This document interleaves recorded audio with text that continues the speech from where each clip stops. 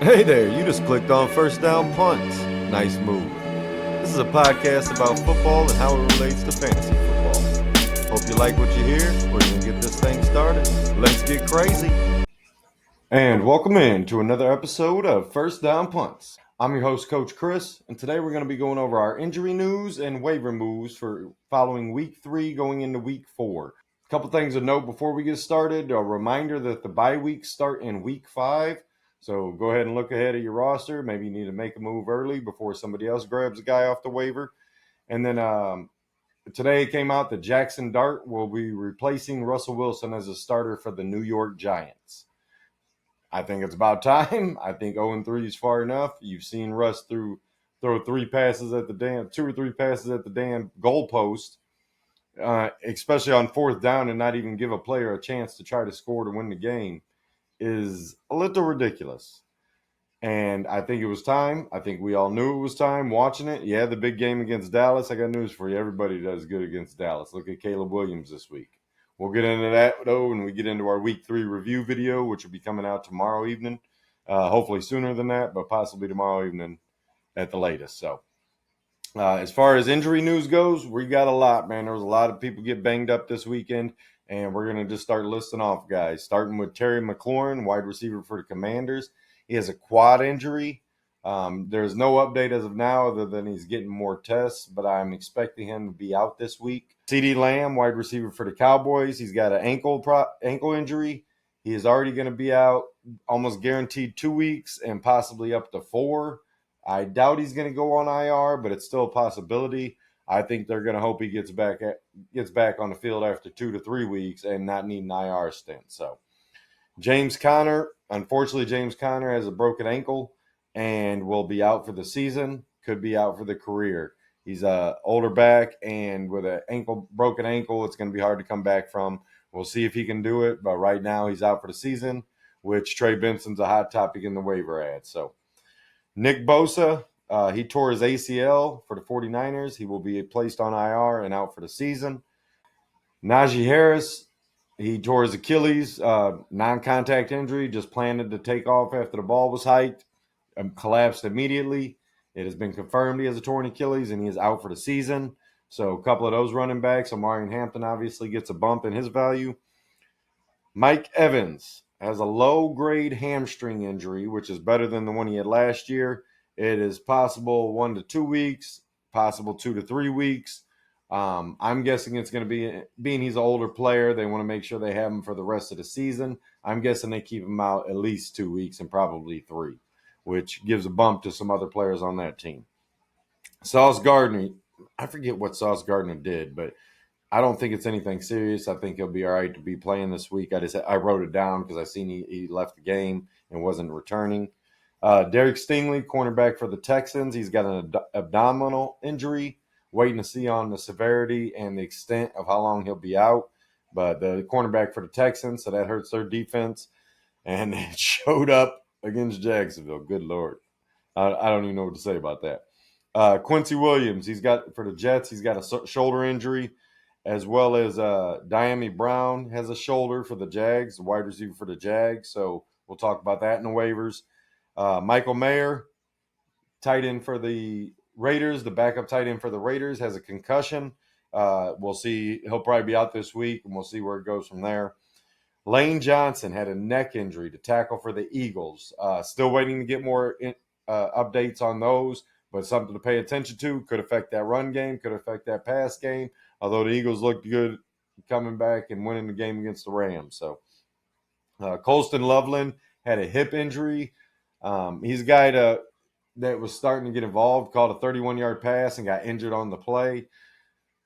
Probably going to be out this week. I'm waiting to hear more on it, but just something to be paying attention to because Cole Kmet's obviously a guy to think about. Noah Fant, tight end for the Bengals. He has a concussion, will be out this week. We'll talk about that with the waivers. Jatavian Sanders, another tight end for the Panthers. He's got a high ankle sprain, so he's going to be out for, I think they said 2 to 3 weeks, maybe 2 to 4. Graham Gano, kicker for the Giants, had a groin injury on a kickoff. I want to say he came back in and ended up kicking a field goal, but I can't remember if it was him or the punter that did the kick. But Giants kicker, so it's something to look into, something to avoid. Tyrone Tracy has a dislocated shoulder, running back for the Giants. Got hurt going onto the sideline, landed on hard, and he is going to be out for a while, which bumps up Cam Skattebo. He was already moving up. He was already a waiver ad, but obviously much more concerning at waiver ad now, much more important priority waiver ad now. Uh, this has already happened. Davenport, the defensive end for the Lions, he went on IR. He didn't play in the game. He got put on IR before, I believe they did on Sunday or Saturday. I forget what it was, but he's going to be out 4 weeks. But Aldine Muhammad played his ass off, the replacement defensive end for the Lions. So something to pay attention to. And then Samaje P. Ryan had a thumb injury. Sounds like he's going to be okay. He might be able to play this week. They might hold him out and let the rookie Taj Brooks play as the backup to Chase Brown. But with the Bengals, they're dealing with so many injuries right now. Who knows what's going to happen there? I think that is it for now. Like I said, Russ got replaced by Jackson Dart. So we're going to get into these waivers. Starting with these waiver ads, we're going to go ahead and kick off the top QBs. I think you need to be adding Sam Darnold if he's available in your league. He's looked good through 3 games. Not perfect, but somebody you could definitely start as you're going into bye weeks if you got a guy with an early bye. On top of that, Jackson Dart is obviously a priority ad. If you're interested in it, you need a backup running quarterback. See what the rookie can do. He's got Malik Neighbors. He's got Cam Skattebo. He's got Wan'Dale Robinson there. So I'm excited to see what he can do. I'm excited more than anything for Malik Neighbors' opportunities. I like Jackson Dart coming into the league. I believed he was a first-round pick. I think he got picked at an adequate spot there towards in the 20s. But he's a guy that reminds me of Brock Purdy a lot, man. I know a lot of people want to compare him with Josh Allen and with Brian Daboll there. They obviously want to connect the Josh Allen, Daboll, and Buffalo days and say that's going to be it. I feel like he's a faster and bigger Brock Purdy, man, and I'm excited to see what he does. So if he's out there on your waivers, go pick him up. Our running back waiver ad starts with obviously with Connor going down. Trey Benson is a priority ad. And with Tyrone Tracy, Cam Skattebo is a primary ad. Now, with Arizona, they have Amari DiMercato. He's their receiving back.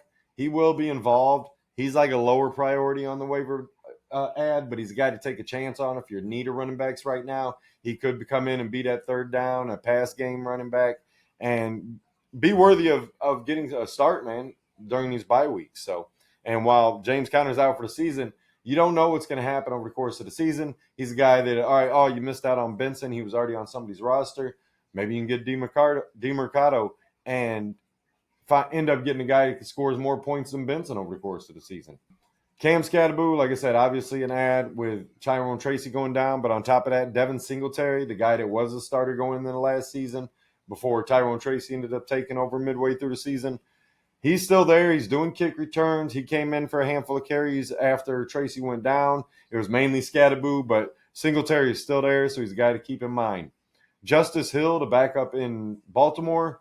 Anytime Baltimore is going to get into a pass game where they're down, Justice Hill is going to get more opportunities as the receiving back there, and he's someone to keep an eye on, someone that through bye weeks you can pick up, start, get 7 to 10 points, and be happy that you did.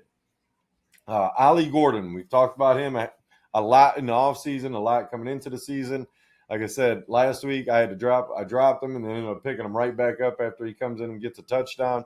I love Ollie Gordon, man. I think he's going to be that Raheem Mostert player. He's a guy that if he's out there, I think you should get early because as these bye weeks happen, maybe he's getting more and more involved. I think he only played like 25% of the snaps last week, but that was by far the most he's played. So someone to pay attention to.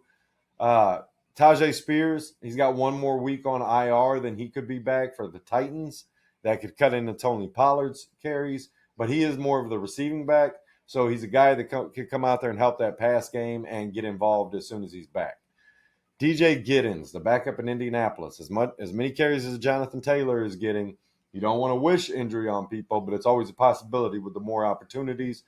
Every opportunity is an opportunity to get hurt, and that sucks to say, but it's also DJ Giddens has showed when he had his 12 carries in week 1, I believe, that he's got some talent, and he's a guy that if you got a spot after these injuries that are happening, you're dropping a guy or putting a guy on IR, go pick up Giddens and stash him on the end of your bench. Kyle Monangai. Ben Johnson, I think, is about sick of DeAndre Swift. I think it's only a matter of time for Monangai gets more and more carries. Swift will still be the pass down back, but you've seen it in this week's game, especially with the high scoring affair that happened there with Dallas and the Bears, that Monangai got more opportunities, and he's a guy you could stash on the end of your bench and see what happens. With Minnesota, with Aaron Jones being on IR, they have Jordan Mason come out, looked great. Xavier Scott actually got the first backup carry, but Cam Akers had got signed the week before. So these are both guys, and that's Xavier Scott with a Z, not Xavier, that you should be paying attention to. Maybe not rush out and pick up, but one of them is going to end up getting backup carries there to Jordan Mason. If anything was to happen, Jordan Mason, my guess would be Cam Akers, but it could be the Xavier Scott kid. I mean, he's a young player, and we don't really know what they got in him. We're more waiting to see if he gets involved or if Cam Akers comes out and ends up being the backup. But these are two guys I think you should be paying attention to there in Minnesota. And then with Najee Harris tearing his Achilles, obviously Omarion Hampton gets the big bump being the starter now. But his backups, Hassan Haskins and Kamani Vidal. Haskins was the guy that came in and got a carry. In the preseason, Vidal was the one who got the touchdowns. So it'll be interesting to see what happens going forward. I think Haskins will be the backup. But pay attention. That's what I'll say. So if you had Najee, maybe go pick up Haskins. Keep an eye on what happens with that backfield. Moving into our wide receivers, obviously a big day by Trey Tucker there with the Raiders. He had 3 touchdowns, 8 catches for 143 yards. It's a guy to pay attention to. You might want to go pick him up with the bye weeks coming. He's playing the majority of snaps. He is the number 2 still. And in that offense, when Geno has time to throw, he's looking deep. He likes to throw that deep ball. And Trey Tucker right now is the beneficiary of that. So going forward, Trey Tucker would be the recommended add as much as I like Dante Thornton. Trey Tucker is the guy getting more opportunities right now and worthy of stashing on your bench, maybe being a bye week fill-in. Torrey Horton Jr., the rookie out of Seattle. This is a guy I'm interested in a lot. He had a kick return for a was it kick return or punt return? I forget. But he had a return touchdown as well as a receiving touchdown in last week's game in week 3. And he's a guy to be paying attention to. I mentioned him, I believe, in last week's waivers. He's getting more and more opportunities. That's part of why Darnold's being recommended, because even though Cooper Kupp is getting older, looks a little slower, Torrey Horton's coming on stronger every week. They're trying to figure out the tight end situation there, but Horton's the one been the biggest beneficiary as being the number 2 right now to JSN. So the third guy I want to mention is Alec Ayomaner. Had another 4 catches with a touchdown. Looks great playing there with the Titans. He's actually been the most productive wide receiver in Tennessee over Calvin Ridley. I still believe Calvin Ridley will end the season with the most production, but Ayomaner has looked great. He's a guy you should be picking up off the waivers if you haven't already, especially with these injuries that people are suffering. He's a guy that you can put into your roster as a 3rd receiver, 4th receiver, as a flex guy, whatever, and get points from him and be able to feel like you can rely on him right now. He's been playing great and getting more and more involved. With CeeDee Lamb, I talked about CeeDee Lamb. All right. CeeDee Lamb going down. He's going to be out, like I said, at least 2 weeks, possibly 4. I got to recommend Jalen Tolbert and Kevontae Turpin, the 2 receivers there that would be playing alongside George Pickens. If you ask me, my league still has defensive players, our defenses and kick return yards getting points. So Kevontae Turpin is definitely an interesting add to me. Jalen Tolbert could possibly be the number 2, and Tolbert and Turpin the 3 there in those 3 receiver sets. So he could be more valuable as an actual receiver. But overall, like I said, with the staple back category I talk about all the time, I want points coming from every angle. If you're going to get rushing opportunities, return opportunities, receiving opportunities, these are all adding into the total of how many fantasy points you score every week. I know Turpin's the receiver there. He's going to, or the returner there, and he's going to get those opportunities along with receiving and rushing opportunities. So he would be that recommended add to me. Kendrick Bourne and Demarcus Robinson. Demarcus Robinson is coming off a suspension. Kendrick Bourne, he had a few opportunities in this last week's game. He was my sneaky start. I thought he was going to get a touchdown in that game. He did not. But with Jennings, if he's going to be out another week, this is someone to be paying attention to. Brandon Ayuk is still on IR, not going to be expected back for at least a few more weeks. But he's a guy out there that if he's in your league and you're in a redraft league and somebody dropped him because you don't have IR spots, another week or two, you might want to be picking up Ayuk and try to get in early. But right now, Kendrick Bourne and Demarcus Robertson, I'm not real interested in these guys. These are kind of like desperation throws to me, but just somebody I wanted to mention. Sterling Shepard, with Mike Evans going down, going to be out for a few weeks. Godwin might be back this week. There's positive talk that he could be. But Sterling Shepard is definitely a guy that you should consider adding. With Ibuka having I forget what it was. What was it? A hip, I believe, and was questionable coming into the game. Godwin coming back from injury. They're not going to be trying to just throw him in there full throttle, I believe. So Sterling Shepard is a guy there in Tampa Bay that you should be interested in. Chris Godwin, if he does come back this week, he's out there on your waiver in those redraft leagues that don't have IR spots. Maybe you already picked him up. Maybe you can still pick him up. Cedric Tillman, wide receiver there with the Cleveland Browns. He's been involved every week. He's a guy that as Cleveland's schedule lightens up, he could get more and more opportunities. Judy got a little more involved, but I just don't see them. With Judkins starting to run, play action is going to be working more. Tillman's more of that downfield player. I think Tillman is a guy that you can still consider starting through the bye week. So Jalen Coker, another one of those guys that's on IR right now. If he's out there, you can sneak him into an IR spot, or you already had him on IR. He's going to be coming back probably after week 4. So he's a guy that if you can get in early on because you don't have an IR spot in your redraft league, go pick him up, hold him for a week. Hopefully he comes back. And with Carolina needing pass catches, Jalen Coker should be a guy that you're interested in. Luther Burden, Chicago Bears wide receiver. I got a feeling that I talked about this in preseason. I think DJ Moore is going to end up getting traded this season if they can, possibly to the Chiefs. I know everybody wants Tyreek Hill to go to the Chiefs. What if DJ Moore went to the Chiefs or to the Bills? DJ Moore becomes a very valuable player. But Luther Burden got more involved this week, and he could be the DJ Moore replacement.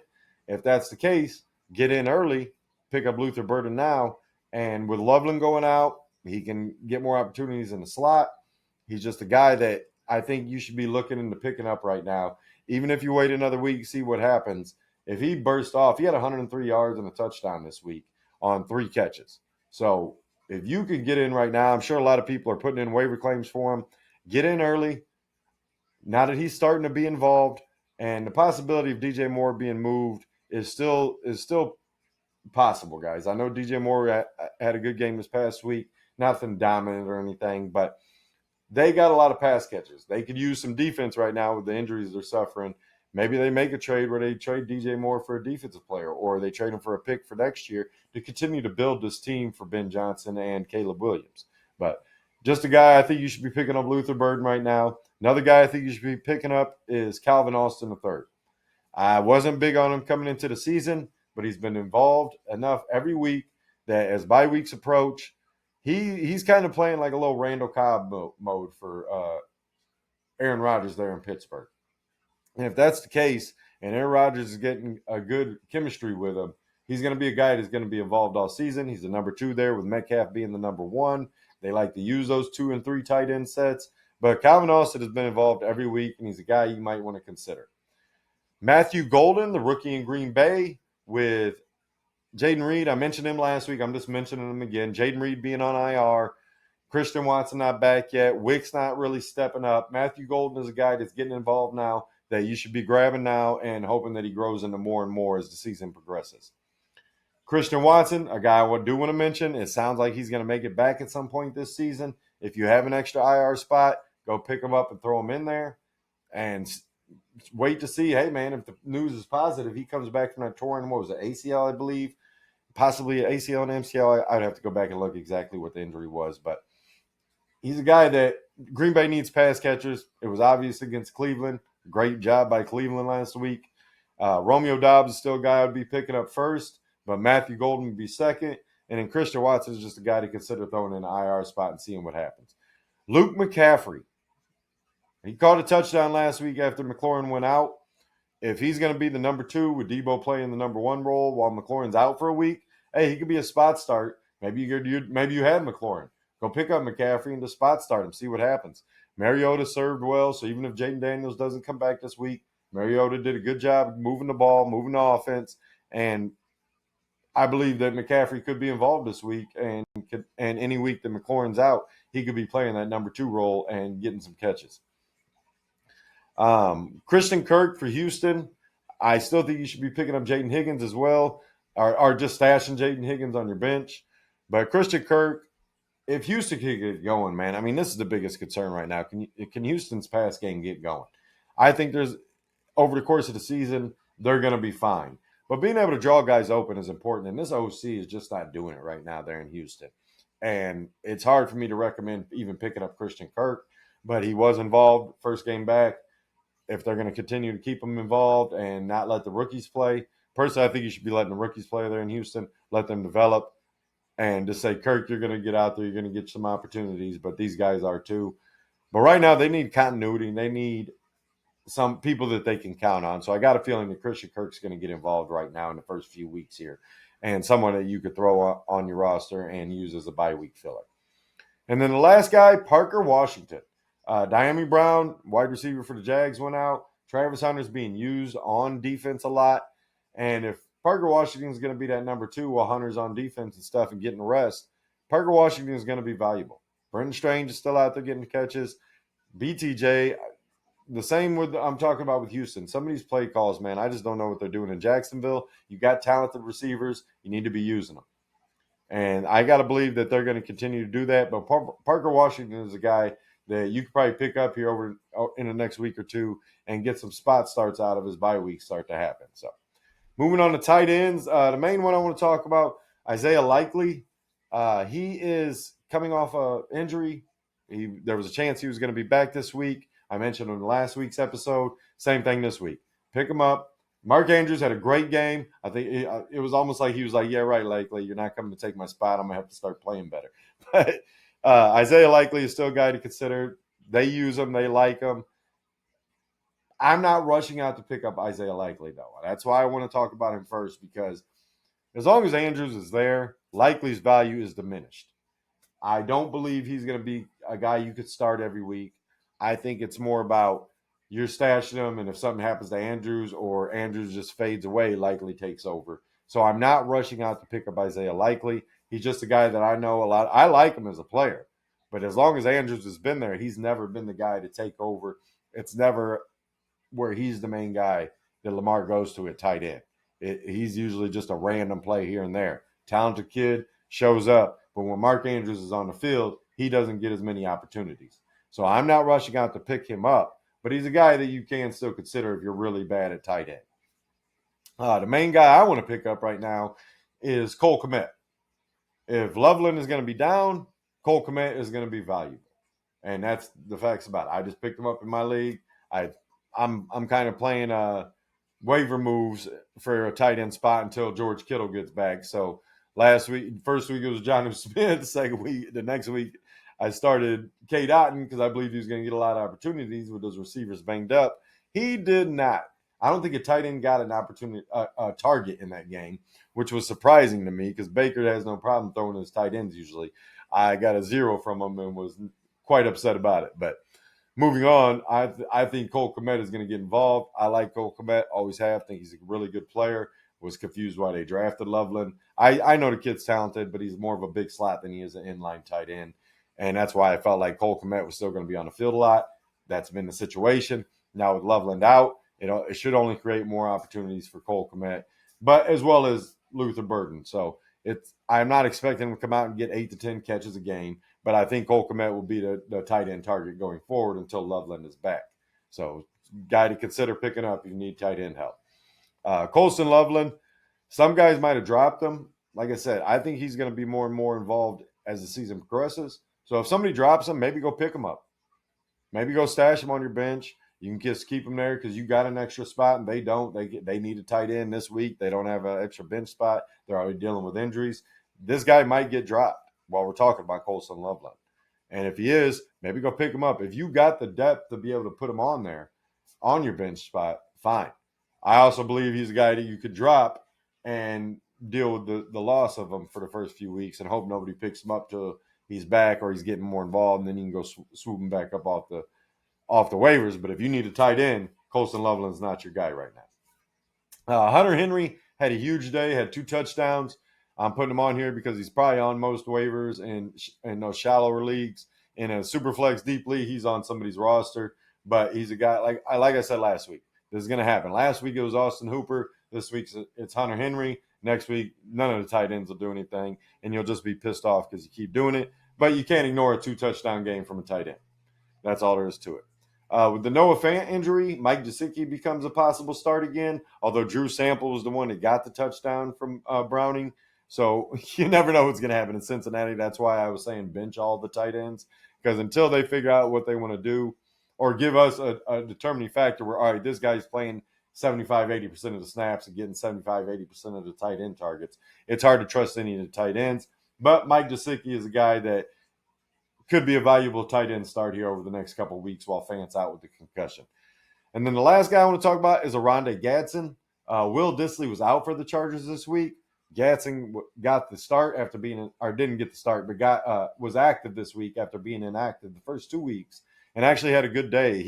Gadsden had 5 for 46 this week, just being involved. Conklin was still involved and actually started the game, but Gadsden showed his receiving capabilities. His biggest thing is about being a better blocker, and that's why they've been starting Dissly and Conklin out there, because they are both really good blockers and both decent receiving options.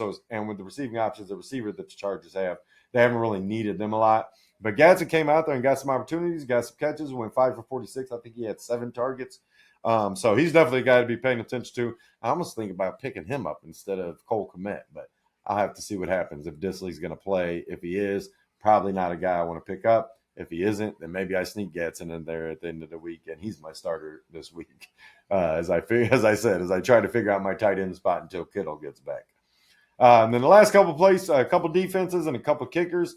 Detroit's defense, 7 sacks on Lamar. They're obviously the team you should go pick up. The kid Muhammad played great. The defense in general played great. They might have got dropped with Baltimore, facing Baltimore. If they did, go pick them up. Detroit's got a good defense, guys. Although Terry Nardo needs to get his shit together. Detroit's got a really good defense, and Muhammad created some great pressure. Was involved in a couple tackles for loss, and that only helps me have more faith in the defense if they can get pressure from the opposite side there of Hutch. Ali McNeil's eventually going to be back. Amik Robertson's a tackling machine out there corner. DJ Reed played his ass off. Like, they got players all over the field. Those linebackers were flying all over. I love the spy. Thank you for using a spy on Lamar. That's what I wanted you to do. Good job, Detroit. Good job, Kelvin Shepard. And then Cleveland, the way they played against Green Bay, hey, I know some people might have dropped them because they were playing Green Bay. Maybe some people just didn't have them because of their offense. With Juggins the way he's running, they could be controlling the clock a little bit more, and Cleveland's getting more opportunities to rest up and be fresh when they get back on that field. They're a team I think you should be thinking about picking up for your defensive starters. The kickers, I mentioned them last week. Spencer Schrader came out and had another great game, although he missed like a 54-yarder, I think it was. His first miss of the season, but bounced right back, made the next one, made his extra point. He's a guy that's been a big scorer so far. He's the number 1 kicker in fantasy right now. So if Spencer Schrader is on your waiver, go get him. Joey Sly, Tennessee kicker. He's like the 5th or 6th, something like that, kicker in fantasy right now. He might be higher than that now with the game he just had. I wasn't recommending him as a start just because of Tennessee's offense struggling, but they're getting into close enough range, and this kid's been booting them. I think he actually missed up a 50-plus yarder this week, but he's still a guy that's been doing great and a guy that you should be considering picking up as bye weeks come. And then Matt Prater, the kicker in Buffalo, his time is so long. Tyler Bass is on IR right now, but could be back once he comes off IR after 4 weeks, which I think he has 2 more weeks to go. I can't remember. I think it was after week 1 they put him on IR. I have to go back and look at that. It might be after next week or after this upcoming week that he's eligible to come back. So I have to double check that. But Prater's guy you can start this week there for Buffalo. So just wanted to get in that and mention a few kickers there for you guys as the bye week starting to approach. Guys that if Bass isn't going to be back, Prater's obviously an add any week. He probably was already on a roster possibly. But if you don't start multiple kickers or you got a deep league or it's a shallow league, you don't need a lot of kickers, whatever. Maybe he wasn't, but he's a guy that should be starting for everybody because Buffalo's offense is getting in plenty of opportunities. Other than that, guys, that's all I want to say for today. We're going to get our week 3 review out and Thursday night prediction video out for tomorrow. And I hope you tune in and watch. Other than that, like, comment, subscribe, all that good stuff. I always appreciate you guys supporting the videos and coming back for more, man. That's what it's about. That's why I'm doing this. I love talking about football. I hope you guys are enjoying it. Other than that, we'll get out of here. Hope you're having a good afternoon, good evening, good morning, whatever time you're watching. Until next time, I'm out. First down, Punts!